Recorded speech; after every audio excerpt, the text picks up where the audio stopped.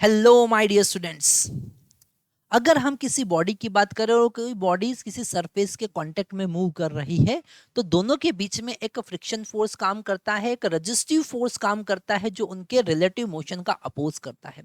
इसी कॉन्सेप्ट को अगर हमको फ्लूइड में देखना है तो हम कैसे समझेंगे? यहाँ पर हमारे पास एक नया कॉन्सेप्ट आता है जिसको हम कहते हैं विस्कोसिटी।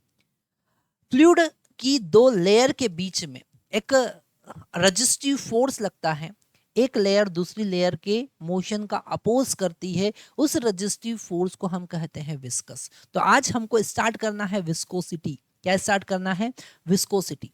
और विस्कोसिटी के कॉन्सेप्ट को समझने के लिए हम सिंपल सा डेफिनेशन लिख सकते हैं। डेफिनेशन आपकी स्क्रीन पर है।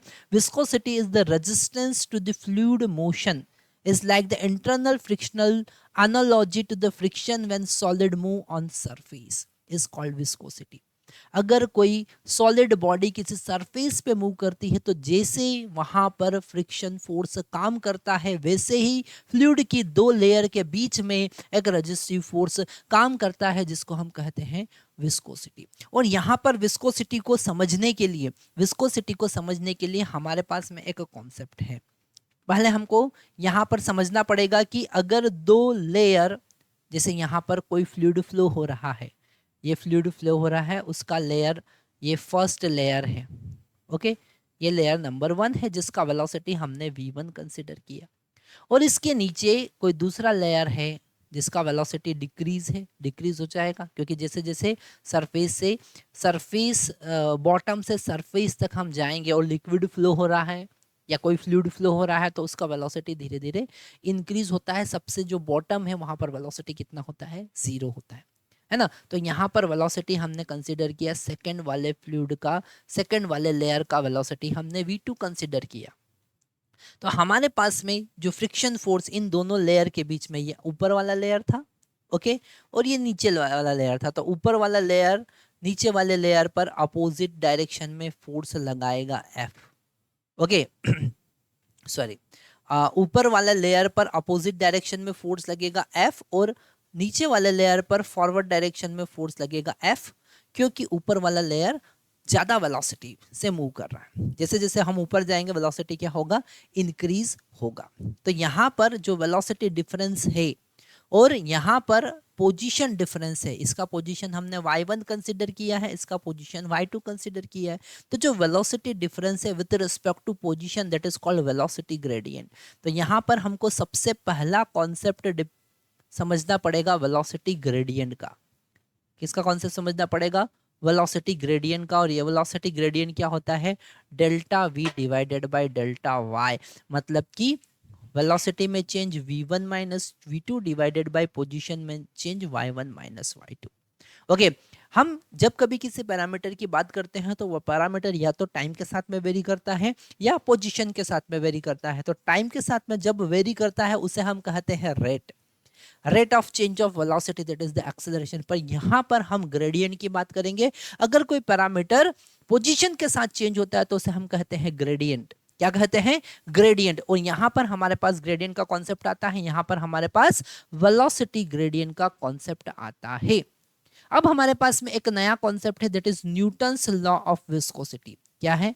Newton's law of viscosity.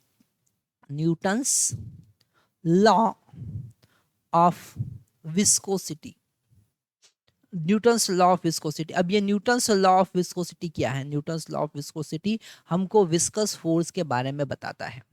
ये कहता है कि force per unit area, viscous force per unit area is directly proportional to velocity gradient, is directly proportional to the velocity gradient. किसके डायरेक्टली प्रोपोर्शनल है? वेलोसिटी ग्रेडियंट के directly proportional है। Velocity gradient क्या होता है? वेलोसिटी ग्रेडियंट होता है variation in velocity with respect to position. जैसे आप बॉटम से सरफेस किसी लिक्विड या किसी फ्लूइड का फ्लो को हम देखें तो बॉटम से सरफेस तक जाएंगे तो वेलोसिटी में वेरिएशन आएगा। तो जो वेलोसिटी में वेरिएशन है with respect to position, with respect to height, is called velocity gradient. उसको हम क्या कहेंगे? उसको हम कहेंगे वेलोसिटी ग्रेडियंट। और यहाँ पर जो विस्कस फोर्स है न्यूटन के अकॉर्डिंग, वो विस्कस फोर्स उस वेलोसिटी ग्रेडियंट के डायरेक्टली प्रोपोर्शनल होता है। यहाँ पर आपको एक इंपॉर्टेंट कॉन्सेप्ट बहुत अच्छे से समझ लेना चाहिए कि जब कभी हम रेजिस्टिव फोर्स की बात करते हैं, जब कभी हम विस्कस फोर्स की बात करते हैं, तो वो वेलोसिटी के डायरेक्टली प्रोपोर्शनल होता है, वेलोसिटी वेरिएशन के डायरेक्टली प्रोपोर्शनल होता है। इसलिए यहाँ पर हमने delta V by delta Y लिखा है। तो यहाँ पर आगे हम देखते हैं, जब हम प्रोपोर्शनली का साइन हटाएंगे तो एक कांस्टेंट आएगा, दैट इज कॉल्ड ईटा, और इस ईटा को हम कहेंगे कोफिशिएंट ऑफ विस्कोसिटी। तो हमारे पास में यहाँ पर विस्कस फोर्स का फॉर्मूला आता है F is equal to eta into A. यहाँ पर हमारे पास में F बाई ए, इसको हम शेयर स्ट्रेस भी कह सकते हैं, क्योंकि लेयर जब एक दूसरे के रिस्पेक्ट में मूव करती है तो शेयर स्ट्रेस का कॉन्सेप्ट काम आता है। Eta into A into delta V divided by delta Y, ये हमारे पास फॉर्मूला है। इसको और सिंप्लीफाइड वे में हम लिख सकते हैं, हम यहाँ पर डेल्टा वी और डेल्टा वाई का वैल्यू पुट कर सकते हैं। यहाँ पर हम लिख सकते हैं F is equal to eta into A V1 minus V2 divided by Y1 minus Y2। Okay, तो ये एक और सिंप्लीफाइड फार्मूला हमको मिलता है। ओके, यहाँ पर ईटा को हमको समझ लेना चाहिए, ईटा को हम बहुत अच्छे से जानते हैं। ईटा जो है it is called coefficient of viscosity. इसको हम क्या कहेंगे, कोफिशिएंट ऑफ विस्कोसिटी, और इसके यूनिट के बारे में हमको जान लेना चाहिए। अगर हम इसके यूनिट की बात करें तो इसका जो CGS यूनिट होता है, सबसे पहले SI यूनिट की बात करें, SI यूनिट इसका PI होता है, पाउसली होता है, ठीक है, PI पाउसली लिख सकते हैं, या फिर इसको डेकापॉइस भी हम लिख सकते हैं। क्या लिख सकते हैं, डेकापॉइस। ओके, और अगर हम इसका CGS यूनिट देखें, CGS का मतलब आप समझते हैं सेंटीमीटर ग्राम सेकंड यूनिट, अगर हम देखें तो इसका CGS यूनिट हमारे पास में है पॉइस। ओके, और यहाँ पर 10 poise is equal to 1 deca poise होता है। तो अगर हम लिखें 1 डेका पॉइस, डेका का मतलब ही होता है 10, तो 1 deca poise is equal to 10 poise. तो यहाँ पर ये कुछ इंपॉर्टेंट कॉन्सेप्ट आपको याद रखना है।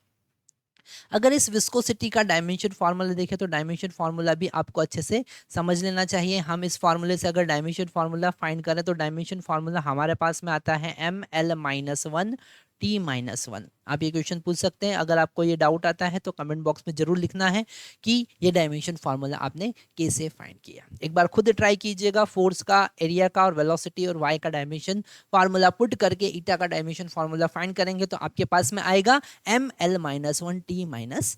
तो ये आपके लिए एक असाइनमेंट हुआ कि आप कोफिशिएंट ऑफ विस्कोसिटी का डायमेंशन फार्मूला फाइंड करेंगे, क्योंकि ये आगे हमको स्टोक्स लॉ में यूज करना है। तो हमारे पास में न्यूटन्स लॉ ऑफ विस्कोसिटी आया कि force per unit area is directly proportional to velocity gradient. यहाँ पर हमने वेलोसिटी ग्रेडियंट के कॉन्सेप्ट को देखा। हमने देखा कि लिक्विड के दो लेयर के बीच में उनके रिलेटिव मोशन का अपोज करने के लिए एक विस्कस फोर्स काम करता है, एक रेजिस्टिव फोर्स काम करता है जिसको हम कहेंगे विस्कोसिटी, जिसको हम कहेंगे विस्कस फोर्स, और इस कॉन्सेप्ट को हम कहते हैं विस्कोसिटी। इस फिनोमेना को हम कहते हैं viscosity. And this force per unit area, the viscous force per unit area is directly proportional to the velocity gradient. What is meaning of velocity gradient? That is the variation of velocity with respect to position. Okay, and the coefficient of proportionality, अगर हम यहाँ proportionality का sign हटाएंगे तो coefficient आएगा ईटा, और उस ईटा को हम कहेंगे कोफिशिएंट ऑफ विस्कोसिटी। यहाँ पर हम ये थोड़ा सा गलत लिख लिया, इसको लिखेंगे coefficient of viscosity, coefficient of viscosity, ठीक है। और ये कोफिशिएंट ऑफ विस्कोसिटी का यूनिट जो होता है CGS में पॉइस होता है, MKS में पाउसली होता है, PI लिख सकते हैं, या फिर डेका पॉइस आप लिख सकते हैं। इसका डायमेंशन फार्मूला ML-1 T-1 होता है। नेक्स्ट हम इससे रिलेटेड एक NCERT में आया हुआ क्वेश्चन करते हैं। हमारे पास में एक क्वेश्चन है, अ मेटल ब्लॉक, ये डायग्राम आप देखेंगे तो और अच्छे से समझ में आएगा। यहाँ पर हमारे पास में एक मेटल ब्लॉक है। A metal block of area 0.1 metre square is connected to 0.010 kg mass via string that passes over ideal pulley, consider massless and frictionless. यहाँ पर पुली और स्ट्रिंग को मासलेस और फ्रिक्शनलेस हमको कंसिडर करना है, जैसा कि फिगर 10.15 में दे रखा है। NCERT का क्वेश्चन 10.15 हम देख रहे हैं। एग्जाम्पल 10.9 दे रख रहे हैं, फिगर 10.15 है। A liquid with film thickness 0.3 mm is place between the block and table. यहाँ पर एक फिल्म है जिसका थिकनेस यहाँ पर गिवन है 0.3 mm, 0.3 mm। आगे देखते हैं, place between block and table when release block move with right with constant velocity 0.085 metre per second, find the coefficient of viscosity. तो यहाँ पर हम क्लियरली समझ सकते हैं कि जो ब्लॉक है अगर वो कांस्टेंट वेलोसिटी से मूव कर रहा है तो यहाँ पर बीच दोनों के बीच का जो लिक्विड है ना, जो लिक्विड है उसका अपर लेयर जो है, ये लिक्विड है ना, ये फिल्म है, उसका अपर लेयर जो है वो v वेलोसिटी से मूव कर रहा है और जो लोअर लेयर है उसका वेलोसिटी है 0। और थिकनेस यहाँ पर d इज इक्वल टू यहाँ पर गिवन है 0.3 mm। कितना गिवन है? 0.3 mm। तो यहाँ पर हम सिंपल सा, अगर आप एनसीईआरटी में देखेंगे तो वहां पर शेयर स्ट्रेस के कॉन्सेप्ट का यूज किया, पर हम यहाँ पर न्यूटन्स विस्कोसिटी के कॉन्सेप्ट को यूज कर रहे हैं। तो यहाँ पर अगर ये कांस्टेंट वेलोसिटी से मूव कर रहा है, क्या देख रहे हैं हम, अगर ये कांस्टेंट वेलोसिटी से मूव कर रहा है मतलब यहाँ पर जो टेंशन लग रहा है वो इस पे लगने वाले विस्कस फोर्स F के बराबर होगा। और टेंशन किसके बराबर होगा? यहाँ पे लगने वाले mg के बराबर होगा। तो हम यहाँ पर एक रिलेशन फाइंड करेंगे। क्या फाइंड करेंगे? यहाँ पर हम लिखेंगे T इक्वल टू mg। अगर इस ब्लॉक का, इस बॉडी का अगर हम FVD बनाते हैं तो यहाँ पर हमको समझ में आएगा T इक्वल टू mg। क्यों ऐसा लिख सकते हैं? क्योंकि वेलोसिटी कांस्टेंट है। हम यहाँ लिख सकते हैं since velocity is constant, velocity is constant. अगर वेलोसिटी कांस्टेंट है इसका मतलब एक्सेलरेशन क्या है? 0 है। तो फोर्स को बैलेंस कर सकते हैं, है ना। तो यहाँ पर टेंशन m इंटू जी होगा और वही टेंशन फ्रिक्शन फोर्स के बराबर होगा। बट हम लिख सकते हैं this tension equal to this friction force या विस्कस फोर्स। और अगर हम यहाँ पर विस्कस फोर्स का लिखे तो mg के बराबर होगा। और विस्कस फोर्स किसके बराबर होता है? Eta into A into velocity gradient. तो अपर लेयर का वेलोसिटी v है, लोअर लेयर का वेलोसिटी 0 है और डिस्टेंस है d is equal to mg। ओके, तो यहाँ से ईटा का फार्मूला हमारे पास में आएगा mg into D divided by a into v, है ना। सबका वैल्यू हम पुट करेंगे CGS सिस्टम में, सॉरी MK सिस्टम में वैल्यू पुट करेंगे तो हमारे पास में m का वैल्यू कितना है? 0.01। हम पुट करेंगे 0.01। g का वैल्यू यहाँ पर 10 यूज कर लेते हैं तो 10 पुट कर देंगे। d का वैल्यू कितना है? 0.3 और mm को मीटर में कन्वर्ट करने के लिए 10⁻³ का मल्टीप्लाई करेंगे। यहाँ पर सरफेस एरिया हमको दे रखा है 0.1 मीटर स्क्वायर, तो एज इट इज लिखेंगे 0.1 स्क्वायर। और वेलोसिटी यहाँ पर गिवन है तो 0.085 मीटर पर सेकेंड। ठीक है, तो यहाँ पर इसको सॉल्व करके हम क्या फाइंड कर सकते हैं? ईटा का वैल्यू फाइंड कर सकते हैं। तो देखते हैं ईटा का वैल्यू कितना आ रहा है।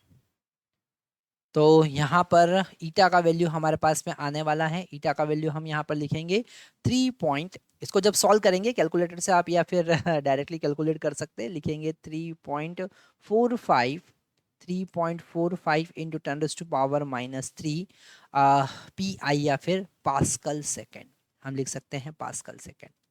ओके, तो ये हमारे पास में न्यूमेरिकल था। यहाँ पर हमने विस्कोसिटी का कॉन्सेप्ट देखा, विस्कोसिटी से रिलेटेड न्यूमेरिकल देखा। हम आगे वाले लेक्चर में देखने वाले हैं जेई में विस्कोसिटी से रिलेटेड कौन कौन से क्वेश्चन आए हुए हैं।